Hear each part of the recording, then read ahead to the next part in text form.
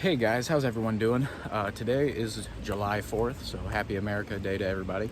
But today I decided that I'd come out and I'd start recording what it's kind of something new. Not necessarily new, but it's something that I guess would be an official undertaking of learning. So as a bunch of people know, I am very much into bushcraft and survival-oriented things. And the problem with that is it's more or less self-taught. I've watched a lot of things, read a lot of things, and just practice. I never had official instruction, never had anybody teach me really how to do anything. So what I decided to do is I was getting a little tired of just trying to figure things out myself, and I wanted an official class. But where I live, there's not really classes near me that I can go to in person. So what I found suggested on Reddit was this thing called BushClass USA. It is on the Bushcraft USA forum online, and this BushClass is completely free. It was set up by bushcraft instructors in 3 different levels, the basic, intermediate, and advanced, to help and guide people to really learn and become involved with bushcraft.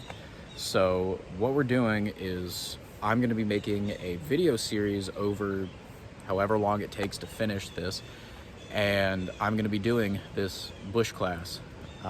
So what it consists of a video, and it consists of a lesson guide and submission. So what you do is you read and you watch the lesson, and then the guide basically just gives you the parameters of what you need to do, and then you do it and you submit your work. So I'm going to be making videos of this. I'm going to be telling you what we're doing, and I'm going to be doing it and showing you it simultaneously, so you can kind of see my journey through officially learning things in bushcraft. So with this, I was looking through the lists to get these these different certifications, and what I found is because of my self-taught style, I know a bunch of things in the basic, intermediate, and advanced levels. I know some stuff in each of those, but I also don't know some stuff in each level. So there's a lot to learn here, and there's a lot that I already know. So what we're going to be doing is today we're going to be working on a couple things. I'm going to be recording it's going to be feather sticks, which I know what those are, but it doesn't hurt to improve. We're going to be doing feather sticks. We're going to be doing 4 basic bushcraft knots, and we're going to be lighting a twig fire. So 3 very basic stuff in the basic category, and we'll be 3 steps closer to the basic certification for bush class. So I think this should be good, should be an instructive period. I just think this will be great practice to kind of learn and develop my skills as a bushcrafter and survivalist. So I hope y'all enjoy this series. I know I've talked for 3 minutes, you just staring at me and my ugly face. So we're gonna get started. I'm going to start with feather sticking. I'm going to watch the video, kind of describe it to you, and then show you what happens. So anyway, I hope you enjoy this video and stick along for the ride. I look forward to doing all this. It should take a while. There's electives, there's tons of lessons, and they get more complicated as you go. So it's going to be a series. It's probably going to take maybe like a year or so, maybe even more, to get through it, just because there's a lot to do and I don't always get to bushcraft as much as I'd like to. So anyway, let's get started. Step 1, lesson 1, feather. All right guys, so the first thing we're going to be doing is feather sticking. So what you gather from the video given is that what you want to do is, the whole goal of this is to make really fine feather bundles or shavings that are great for fire catching, to use as basically a natural tinder. So what you do is you want to baton out a piece of wood or hatchet out something so you have corners on it, and what you'll be doing is basically shaving these corners to make really thin curls, and the curls are what you're looking for. You don't want really thick straight pieces, you want really thin curls that make these bundles, and that'll make feather sticks if they're together, or shavings if they're apart. So we're going to be doing that, and I have 3 pieces of wood and I have 3 knives, so we can kind of see how different blades affect the process. And what we're going to be doing is we got to make a baseball hat size bundle of them, and I don't have a baseball hat, so we're going to kind of be estimating, but it'll be a big bundle. So what we're going to be working with is, we've got my buck 110 or 119, sorry, this is the buck 119 fixed blade. We have my favorite Buck 110 in S30V. And then we have my backup carry knife, or my secondary, which is my Winchester Trapper. So we've got 3 types of knives here: a non-locking, a locking, and a fixed blade. So we can kind of see what we can do in terms of tinder creating in every situation, no matter what type of blade you have on you. So why don't we get started? We're gonna start first with the 119. All right, guys, let's get started with the 119. So I'm learning just along with y'all, and I'm practicing. So the whole goal here is maybe even y'all can practice with me. So what you want to do is you want to find a good corner, and we're going to be making shavings. And already I can tell you that these are actually kind of nice, but I'm figuring it out.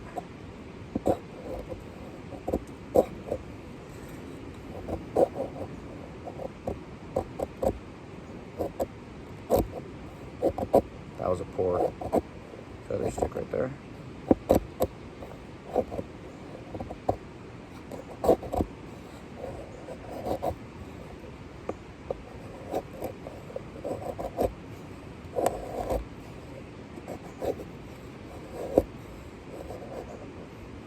I'm gonna switch hands just because this is kind of awkward for me. Yeah, I've got better control over with my left hand, so.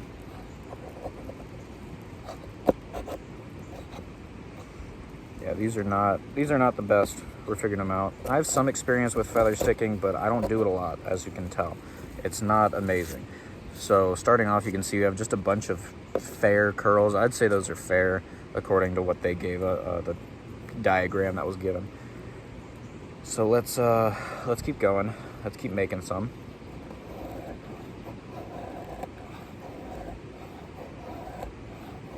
I think these are good. I'm liking this one.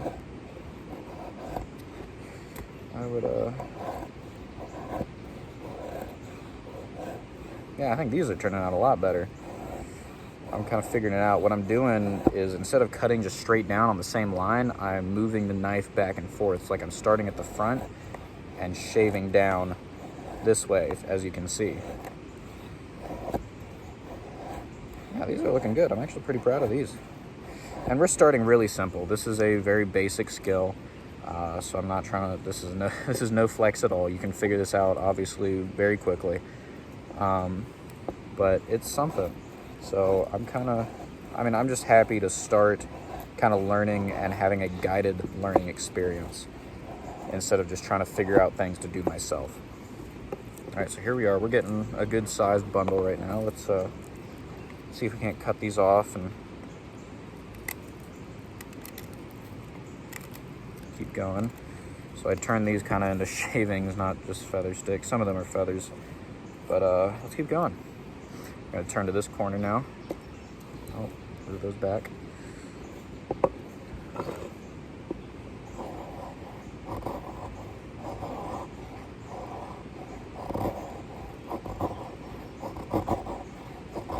Look at that, those are nice.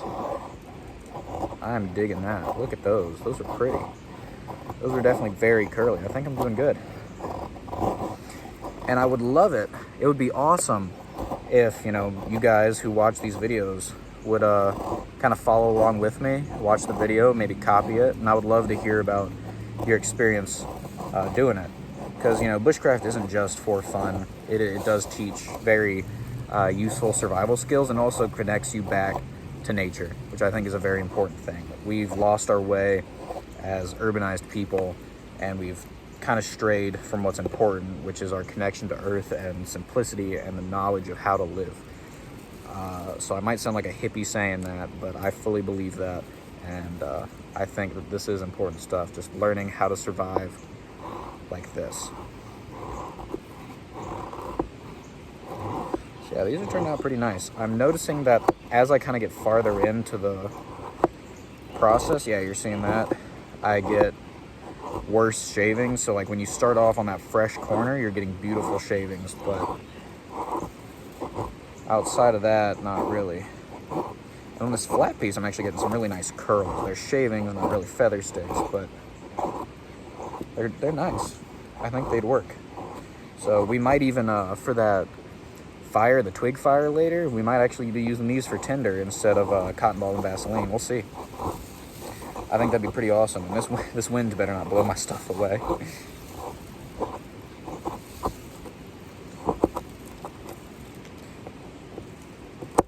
And I love this fixed blade, by the way. This is an amazing knife. I have another fixed blade that I might actually try some feather sticking with off camera. It's the Case Hunter, which y'all saw a video on earlier.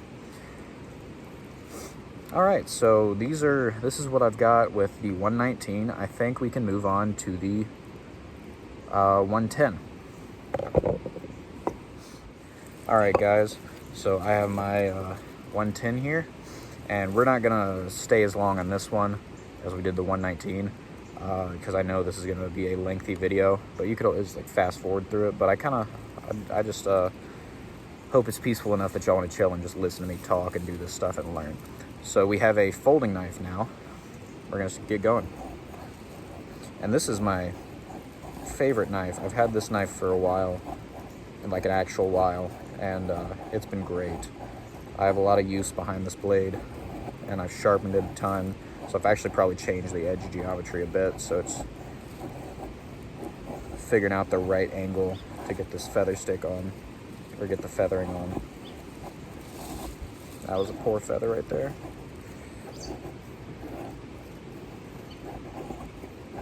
But I'm actually getting some pretty good shavings out right now. Some nice curls.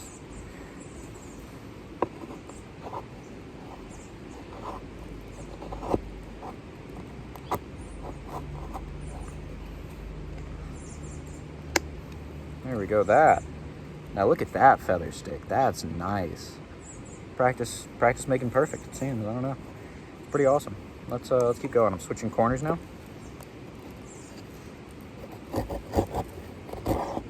This is a rough edge right here.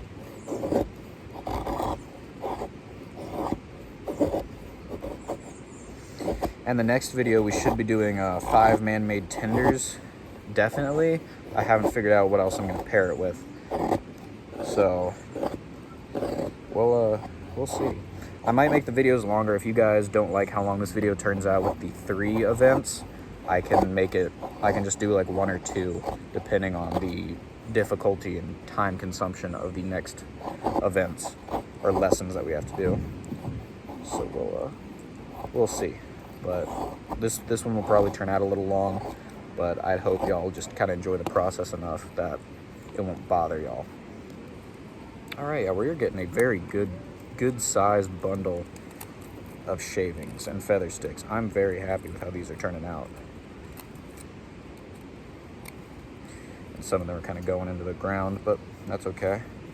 Yeah, this is a very nice bundle. I feel like we could definitely do some fiery stuff. But basically what happens is the curls of these help with airflow, and the thinness allows them to catch fire. So it makes for great fire tinder. All right, we're switching.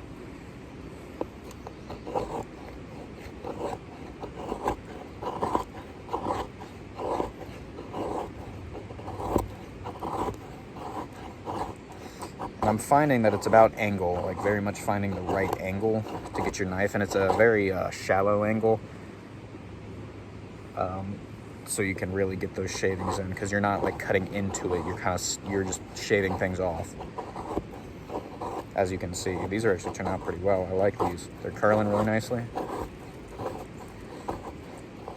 And I am by no means a professional bushcrafter at all. I have experience, but I'm learning things, and I'm happy to be learning because I care about this stuff. I think this is awesome stuff that's very important.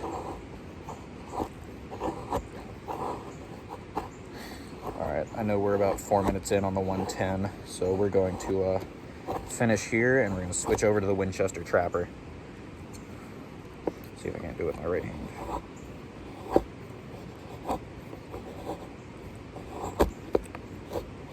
All right, we're going to cut this off, and then we're going to move over to the Winchester Trapper. All right, guys, so we have my Winchester Trapper, which is my backup knife to my 110.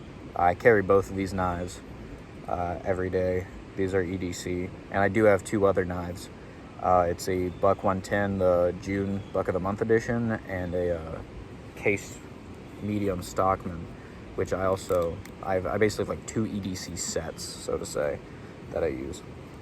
But so this is a slip joint, so it's non-locking. So we're gonna see. It should perform just as fine. But let's get going.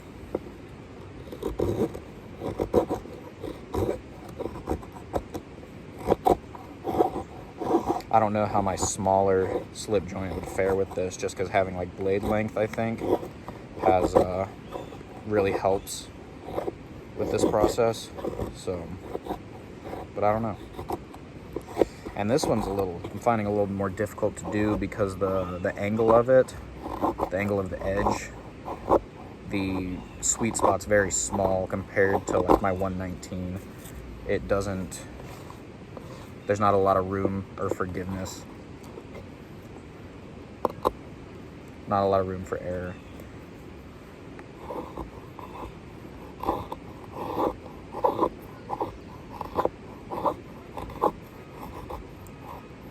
And this does have 2 blades. It has a clip point and a spay blade. So I might try the other blade too, but I believe the edge on that is thicker. So it might not perform as well for this task. A common bushcraft knife that people really like is it's a Mora brand knife. I mean, you can find a bunch. There's a Garberg. There's the classic 511. There's a bunch of different Moras that people love, and I've never used them. They're just really cheap and like plasticky to me, but they're great knives, I believe. But they're not my type. I'd much rather use, Bucks or Cases. I find that Buck and Case are basically my favorite knife brands. And this is a Winchester Trapper that was gifted to me by my girlfriend, and I love this knife. I've carried this ever since I got it with my 110. And even at VMI, I use it as my kind of cover knife. I've kept it in my cover. So it's a great knife. It's not expensive at all. It's like a $20-something slip joint. So it's not expensive, but it's a great knife. I've loved it a lot for both practical and sentimental reasons. These are turning out pretty well. I like this.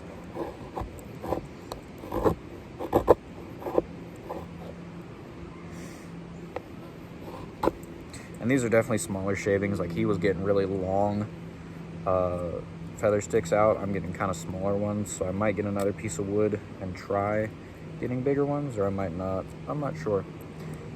But here, let's switch blades and work with the spay blade. So this is a thicker blade. Spay blades were originally designed for like castrating animals or skinning, because you can see they have a really good skinning edge.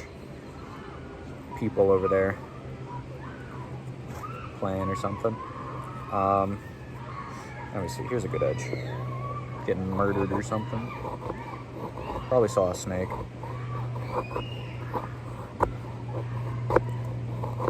But anyway. Sorry about that interruption. I have no idea what that was. But anyway, we're going to continue with the spay blade. So you may wonder why I carry 2 knives while I carry like a traditional or a main like locking blade like my 110 and a smaller non-locking slip joint knife. And I do that for multiple reasons. Primarily I do that because I find that sometimes, a larger locking blade like the 110 isn't socially acceptable or proper in a certain instance for something. So I'll pull out, my smaller slip joint, which everybody knows what a slip joint is. They aren't scared of slip joints, and it kind of fits every situation more or less in public. So I'll use these. But generally for everything else, I use my 110 or my larger locking blade, just because it kind of does the job better. And I also carry a smaller slip joint for sentimental reasons, like this Winchester. It was a gift from my girlfriend, so I want to carry it alongside. I'd like to carry my favorite blade alongside my other favorite blade. It just kind of happened that way. And with the case, which wasn't a gift. It's just I've gotten so used to having a secondary blade for different things that its function of just for different situations or smaller things or more precise things had me carry a secondary blade. So I just carry 2 blades all the time. And when I'm, doing outdoor things like this, I'll have 3 because I'll have a fixed blade, which fixed blades are great for outdoor things like this because they're not folding. You don't have any weak points like that. They can handle a lot of abuse like my 119 has. All right, let's keep going. This is actually kind of therapeutic. I'm gonna have to stop because I know this is gonna take a lot of time, but I just enjoy this a lot. And I mean, we've got a really good bundle going on right here. So let me see, kind of running out of corners here.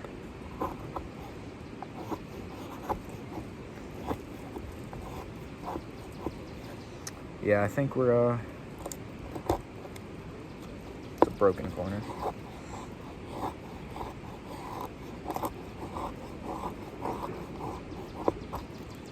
Yeah, we're out of corners basically, and I think we've got a really nice bundle here. So I don't have a baseball hat on me, but we've got a really nice bundle here, and we've used 3 different knives to kind of test it out. Now I could get another piece of wood and do more, but I think for now, I mean, we've kind of figured it out how it works, and it's turned out great. Now, I will say my favorite experience for doing this was definitely the 119.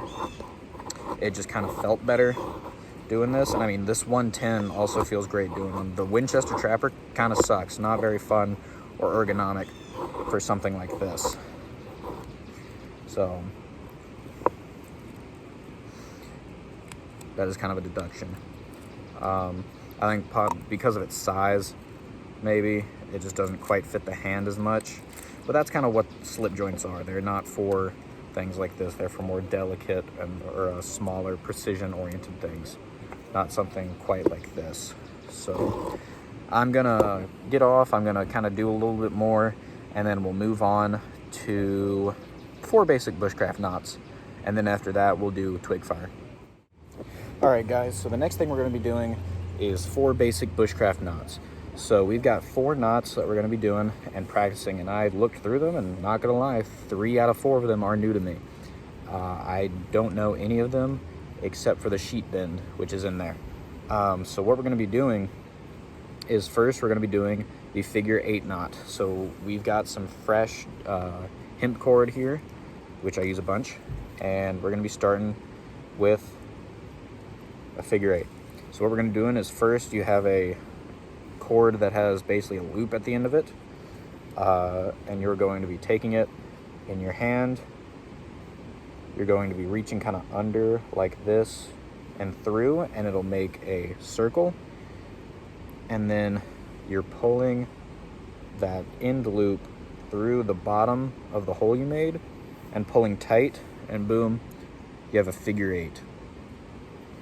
So I'm not gonna lie, that's the problem with me learning knots, is I'll learn the knot, but I have no idea what to use them for.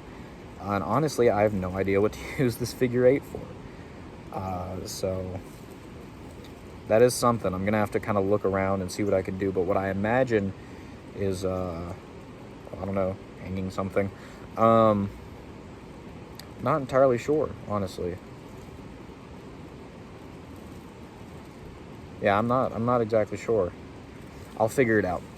But next, we're going to be doing the sheet bend. Guys, so what we're going to be doing next is the sheet bend, which I do know is really good for connecting 2 pieces of line. Like if you have too short of a piece of line and you need longer, add another piece onto that, or connecting 2 cords of different sizes.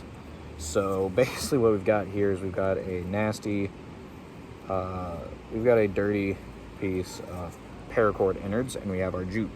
So what we're going to be doing is, in your larger piece, you're going to be making a little bend, and then what you're going to do is, starting from the bottom, you're going to go with your other piece, you're going to go under, over, and around, So you'll have something that kind of looks like that. It's hard to see, but the other end's right here.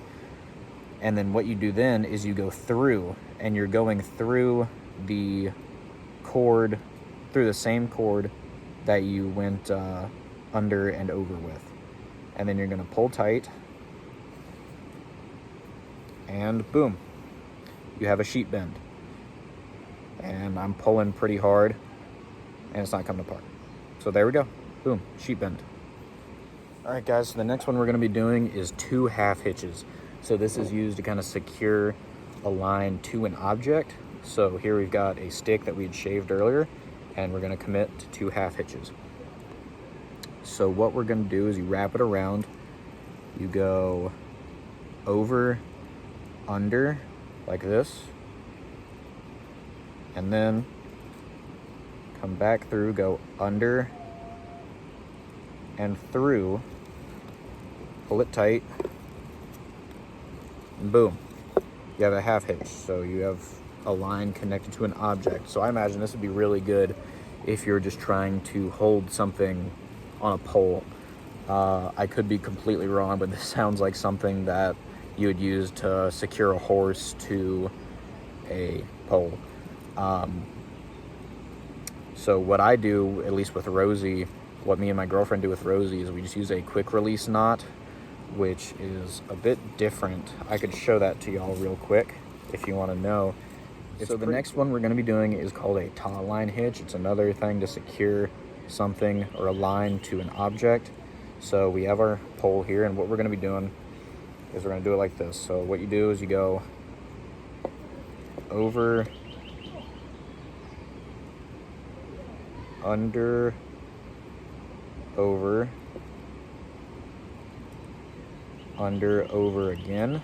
So you make those 2 loops over the line, and you come parallel, and you go over, under, and pull it tight. And there you go. You have a taut line hitch.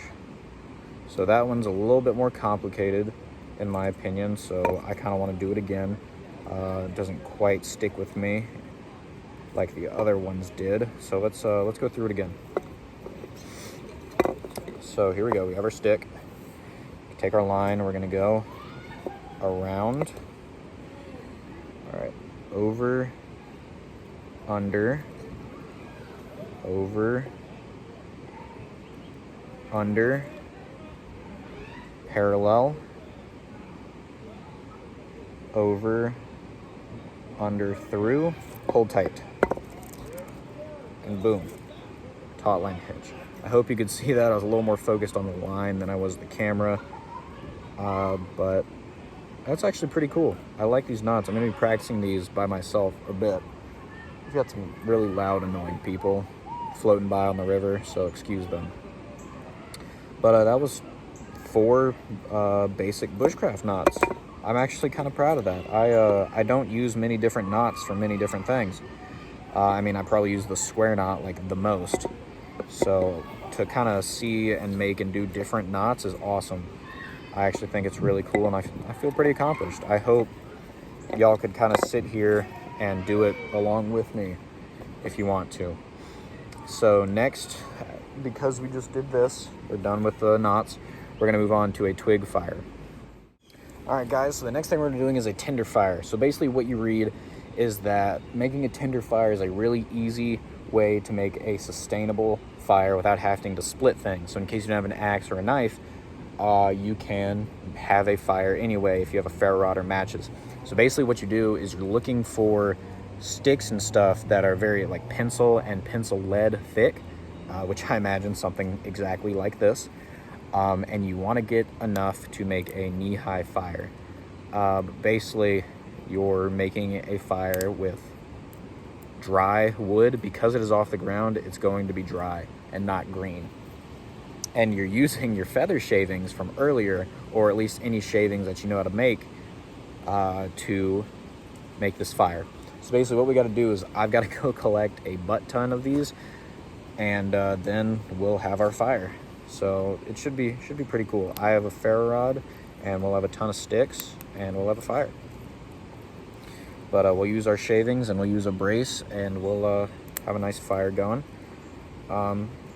So, and this will be this will be practice. I don't get to do fires as much as I'd like to.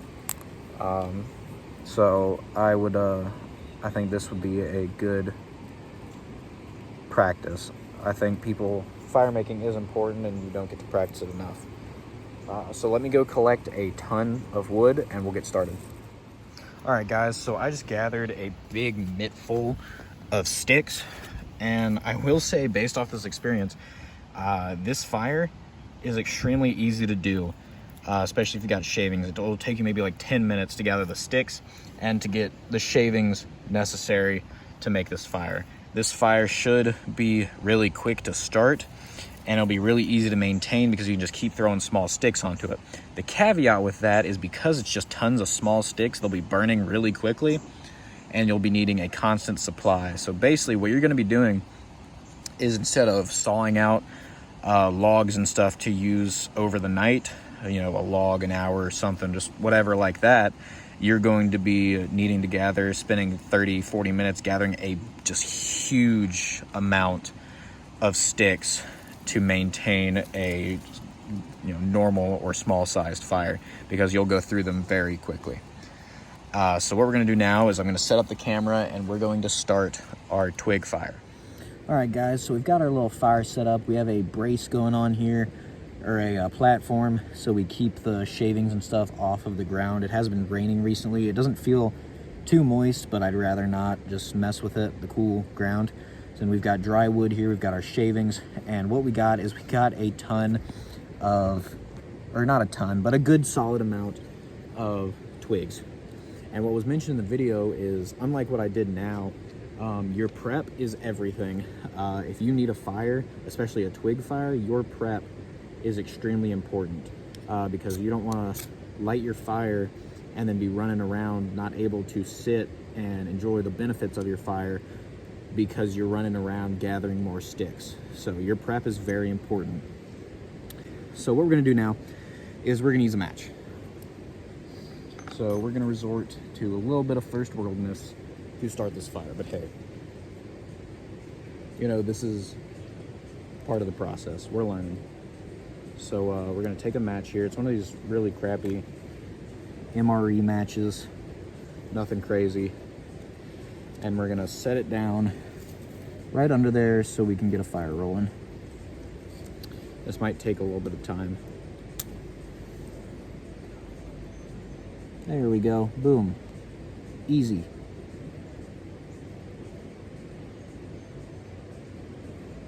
Yeah, see, matches make things ridiculously easy. All right, now while that's rolling, let's get some really, really small twigs ready to go. So we're talking about like pencil lead size stuff. I should have separated this out. That's another lesson to learn.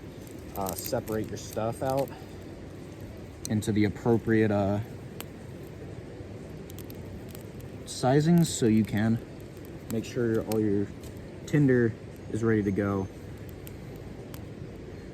And I wouldn't be surprised if some of this stuff doesn't quite burn nicely because it's rained a lot recently and it's kind of wet. So let's I'm not gonna blow on it, because if you need to blow on things, it's not necessarily, that's not making a good fire. So here we go, we're getting a good fire rolling. We'll put some more sticks on here.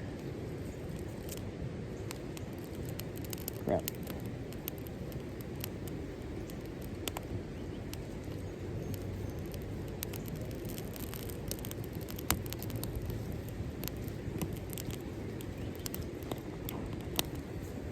Look at that. Yep, we're getting a good fire going now, aren't we?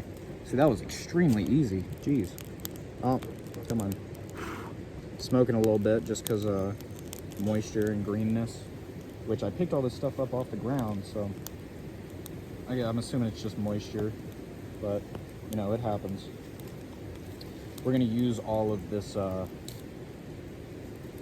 wood that I gathered. Don't want to put it to waste. So it is smoking a little bit. If it'll keep going, buddy, you can do it. Let's go. Yeah, there you go. He's catching. Don't want to rush it too much. I don't get to light fires as much as I'd like to, so my fire making skills aren't amazing. I will say that. Here we go. Oh crap! I'm trying not to get burnt.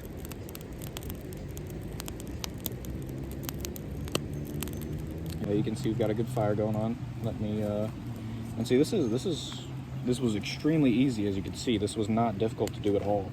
So this is something that someone could easily do if they need a fire really quickly and they don't want to split wood, or they can't split wood, you know, stuff like that. It gives you options. Yeah, look at this go. This is turning out great. This has been a wonderful fire.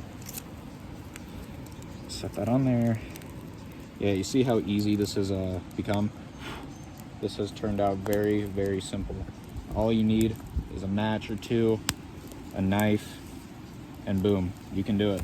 If you can gather sticks, you've got a fire. Easy peasy. Yeah, look at that. That's awesome. I'm really pleased with this. All right, we're gonna let that, that was basically everything I gathered. So as you can see, prep is very important. I don't know how long this will burn for. I don't do twig fires. I've normally done split wood fires, but you know, you'd want to gather and prep, because prep is very important, especially for overnight trips where you need that amount of wood to kind of keep a fire going either throughout the night or at least for a portion of the night. So as you can see now, the fire's kind of changing up a little bit, maybe slowing down. So, and it has not been long at all. It's only been a couple minutes.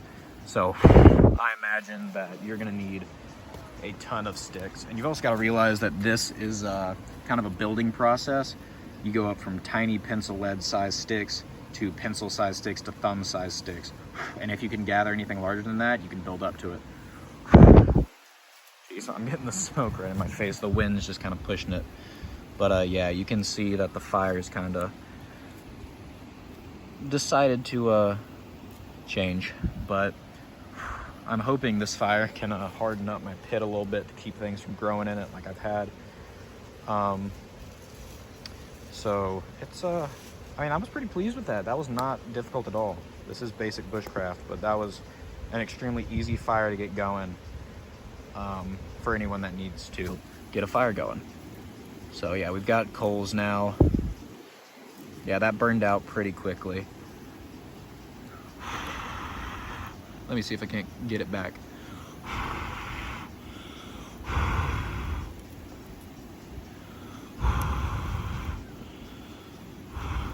There we go, look at that.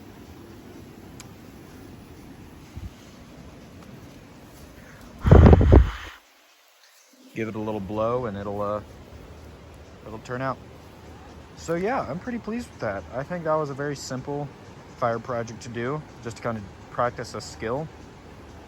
Now at the end of this whole thing, we have to do 5 excursions, and one of them has to be an overnight. So I'm hoping I can get this done and do an overnight here at the shelter before I go back this fall at the end of the summer. So, and this we'll practice the skills. We'll make a shavings fire, and we'll have a little twig fire going. We'll build it up. It'll turn out good. So yeah, I'm looking forward to it. I've got a lot of stuff built that I need to put to use, and I really need to fix this roof. I need to get a tarp, but we'll talk about that later. Hey guys, so that was day 1, and lessons 1 through 3, basically, of basic bushcraft in BushClass. So today we accomplished, we did some good feather sticking. We got some experience with it. We kind of felt things out on it, learned a little bit. We did 4 different knots, and we made a twig fire. Now, I think this was definitely well spent. Even as someone who has experience with making fires, with making various knots, with making some feather sticks and carving, I think this was definitely well spent. I figured it out, basically. I felt it out how to make good feather sticks, and we made some pretty good ones. Sorry, the camera's rotating. We learned some new knots. We learned 3 new knots out of the 4. One of them was a sheep bend, which I knew beforehand and is a good knot. And then we made a twig fire, which normally I don't do. Well, I think technically everybody does if they're making fires, just because you're building up to those big split wood fires. But instead of going up to those split wood fires, you're just staying with twigs and stuff that you can get off the ground. And I think that was actually a very good experience. We learned a very easy way to make a good fire. So I'm pretty pleased with how that turned out. I hope y'all enjoy this video. I know it's a bit long. I will work to make them shorter, maybe only do 2 or 1 lessons in the next videos, but I had a good time doing this. I think this is definitely well spent. I'm going to be spending more time practicing knots. I'm going to be spending more time with fire making, especially that type of fire making, because I found that I thought about it. That is an extremely easy way to boil water if you need it. Very quick to do and very easy. You don't have to split wood. You don't have to do anything crazy. You can quickly gather sticks, light them up with some feather sticks and those sticks and a match, and you can quickly boil some water so you can have some hydration. And I think that is a wonderful thing. I'm glad that I did that, because if anything, that's very important, to make sure you're able to have clean water. Because out here, if I were to run out of clean water, I could gather it from the river, but God knows what I could get from it. So I'd want to boil it and I'd want to filter it. So anyway, thanks you guys a lot for watching. I don't want to take any more of your time than necessary. I hope you enjoyed this video. I hope you learned something, and I really, really hope that you guys go out and you practice this stuff, because it might just be entertainment for you, or it might be something that you actually vibe with and you enjoy and you want to learn how to do. So I highly recommend you go and you practice this stuff. You try it out for yourself. And you know, remember, bushcraft, whether you're new to it or you're not, it's always a learning experience. You're never going to be a master of bushcraft. You're always going to be learning. So, you know, if you're having trouble with something, try again, try new things, you know, learn some stuff. There's always something to do and something to learn. So anyway, thank you guys so much for watching. I really hope this video was enjoyable, and you have a wonderful 4th of July or whatever day that you're watching this. Thanks guys, bye.